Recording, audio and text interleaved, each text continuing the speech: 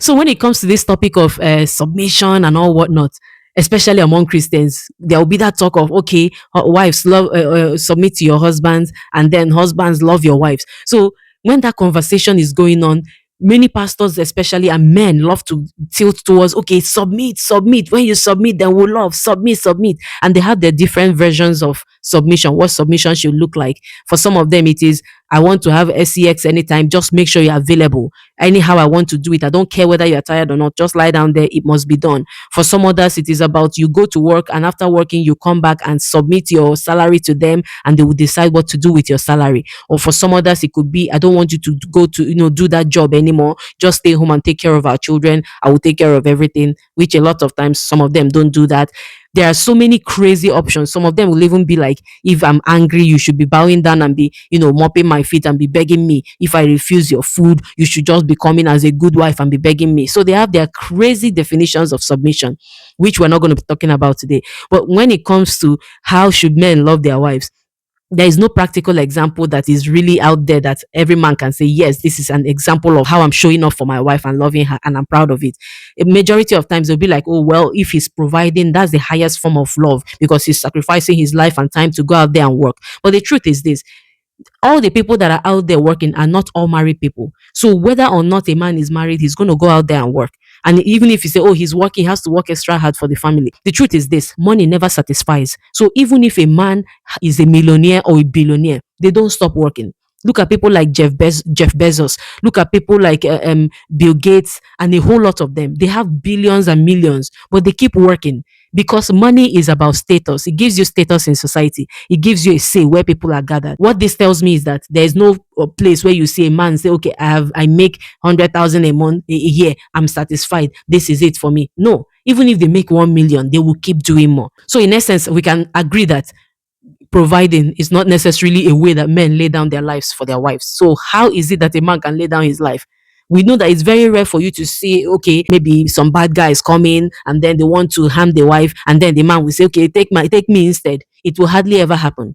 And even if it happens, we don't know what they're going to do. Even we as Christians, growing up, I used to wonder to myself, if something happens and I come to a place where they say, okay, you have to either choose to deny Jesus or we'll take you out of this world. I used to worry, like, what am I going to do? I don't even know what I'm going to do. So a lot of men also, some of them already know what they're going to do. They'll be like, oh, what's the big deal? I cannot give up my life. So one way that you can prove before you ask for submission, I need you guys to go and consider vasectomy. Okay?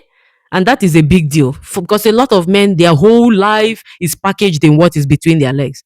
Their whole pride about their manhood, I'm a man, is about what's lying between their legs. You cannot touch it. So you'll find that a woman will go to the corridors of being unalived through childbirth. They will take a knife and open her body, bring out a baby, or she will push it out. The bones of her body will realign. So much pain, she will push out a baby. And you will see that same woman, either whether it's through CS or whether it's through regular birth, natural birth. Some of those women will go home and the man is still saying, I don't care. I need to be satisfied. I don't care whether you're bleeding, whether the stitches are going to remove. I want what I want. That's not sacrificial. And then when it comes to birth control, a lot of them will be like, I like to do without. This is not working for me. It's not working for me. Okay, you want to do it without protection. Why not go and get vasectomy? They'll be like, what an insult, especially among Africans, most Africans. Can you imagine? How can you tell me to go and touch my odogu? How can you? So they will still expect the woman to go and put, what's it called? IUDs or whatever, take drugs or medication that has a lot of hormonal implications on the body that is already breastfeeding a baby, on the body that never really recovers, no matter how many years. Go and check the women that play lawn tennis and all that, Serena Williams and a whole lot of them. They never really bounce back after they have a baby. Even though they are very active women, they never really bounce back. So we already paid those kind of price. So women are laying down their lives to give birth to children that will answer a man's name. But common vasectomy, which is in most cases reversible, they will not do it.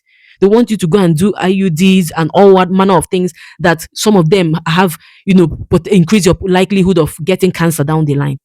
And they'll be like, we don't care, submissions. I'm not saying that vasectomy is the only way. But that is one of the areas. If you know that you don't have a vasectomy and your wife is doing birth control, she's the one that her body is carrying the birth control, whatever. She's the one in charge of it.